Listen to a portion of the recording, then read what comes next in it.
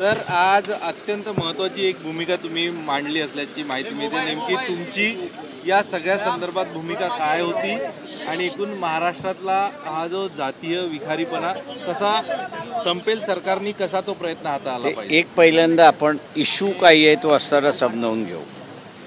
Issue हा आहे की जरांगे पाटील यांची असणारी मागणी आहे की मराठा समाजाला ओबीसी चा दर्जा देऊन त्यांना आरक्षण देण्यात यावं, ही जरांगे पाटील यांची असणारी मागणी आहे।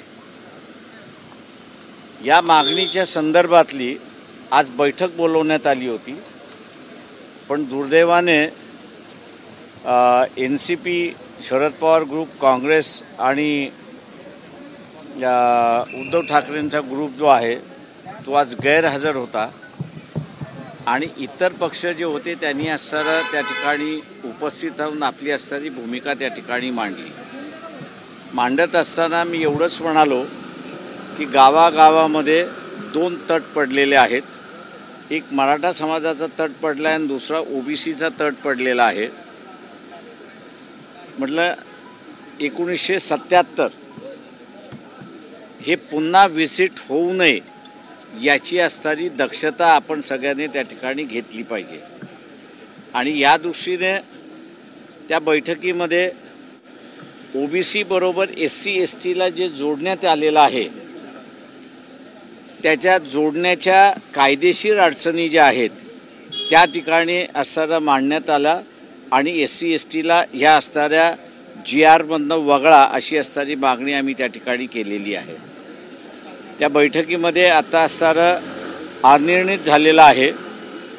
सामाजिक परिस्थिती बिघडत चाललेली अशी परिस्थिती आहे, तेव्हा शासन नेमकी भूमिका काय घेते ते असणारं बघणं त्याच्याबरोबर आहे आणि त्याच्याचबरोबर मेन विरोधी पक्ष जो आहे तो काय भूमिका घेतो हेही पाहणं त्याच्यातलं महत्त्वाचं असं मानतोय आणि त्याच्यावरती महाराष्ट्राचा सामाजिक तिढा सुटेल की बिघडेल अशी असणारी परिस्थिती आहे।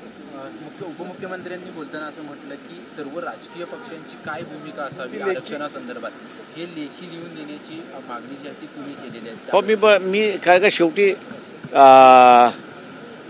दंगलीची ज्या वेळेस परिस्थिती निर्माण झालेली आहे त्यावेळेस ती शमवण्याची परिस्थिती असणारं वंचित बहुजन आघाडीनेच घेतलेली आहे। आता सुद्धा दंगलीची परिस्थिती मला त्या ठिकाणी दिसते आणि ती दंगल होऊ नये म्हणून राजकीय पक्षांची भूमिका काय आहे ही लेखी उपस्थित राहत नाही तर लेखी मागावी अशी मी असताना मुख्यमंत्र्यांना विनंती केली आणि ती लोकांना एकदा समोर गेली, जाहीर झाली तर मग ही जी दंगलीची परिस्थिती आहे ती कदाचित त्या ठिकाणी थांबेल अशी परिस्थिती आहे।